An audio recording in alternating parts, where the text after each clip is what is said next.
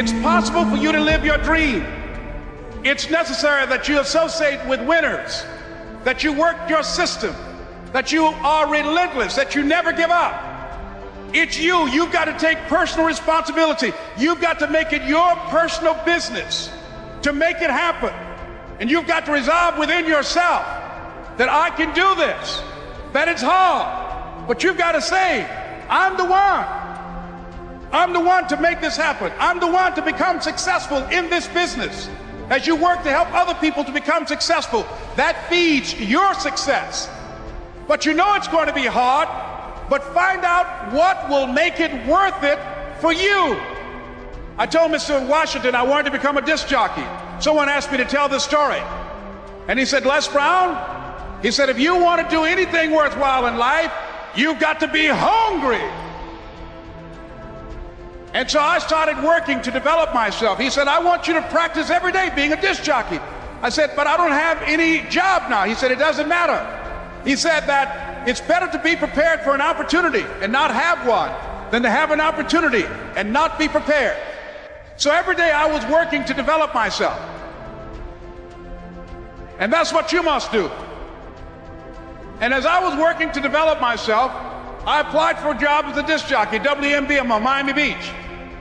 I went to a guy named Milton Butterball. I said, how you doing, Mr. Butterball? I'd like to get a job as a disc jockey. He looked at me, he said, do you have any broadcast background? I said, no, sir, I don't. Do you have any journalism background? I said, no, sir, I don't. He said, we don't have any jobs available. I said, yes, sir. I went back to Mr. Washington and I told him, he said, don't take it personally. He said, most people are so negative, they will have to say no 7 times before they say yes. He said, go back again. So I went back again. I said, how you doing, Mr. Butterball? My name is Les Brown. He said, I know what your name is. What do you want? I said, I'd like to know whether or not you have any jobs at disc jockey, sir. He said, didn't I just tell you yesterday we didn't have any jobs? I said, yes, sir, but I know whether or not somebody got laid off or somebody was fired, sir. He said, no one was laid off or fired. Now get on out of here. I came back the next day. Hello, Mr. Butterball, how are you? He said, fine, what do you want now? I said, I'd like to know whether or not you got any jobs, sir. Didn't I tell you the last 2 days we didn't have any jobs? I said, yes, sir, but I don't know whether or not somebody got sick or somebody died, sir. He said, no one got sick or died. Now don't come back here and throw me out again. I came back the next day like I was seeing him for the first time. I said, hello, Mr. Butterball, how are you? He looked at me with rage. He said, go get me some coffee. I said, yes, sir. And I went to get him some coffee.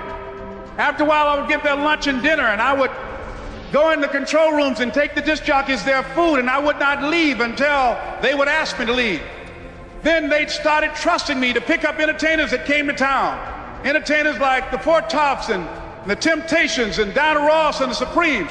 I would drive them all over Miami Beach in the disc jockeys' big long Cadillacs. I didn't have any driver's license, but I was driving like I had some.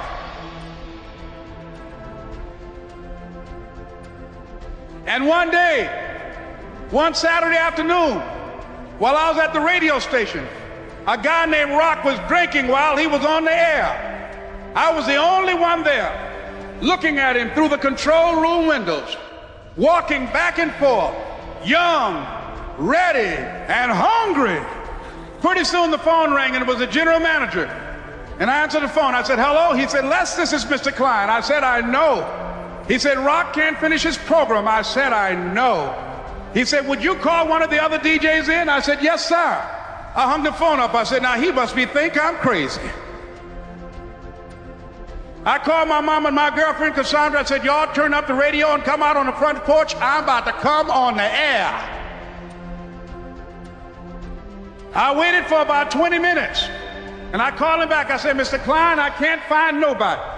He said, young boy, do you know how to work the controls? I said, yes, sir. He said, go in there and don't say nothing here. I said, yes, sir. I couldn't wait to get behind those controls. I put on an old Stevie Wonder record called Fingertips. I sat down behind that turntable. I said, look out, this is me, LB Triple P, Les Brown, your platter playing papa. There were none before me and there will be none after me. Therefore, that makes me the one and only. Young and single and love to make a certified, bona fide, indubitably qualified to bring you satisfaction, a whole lot of action. Look out, baby, I'm your love man. I was hungry. I was hungry. You gotta be hungry.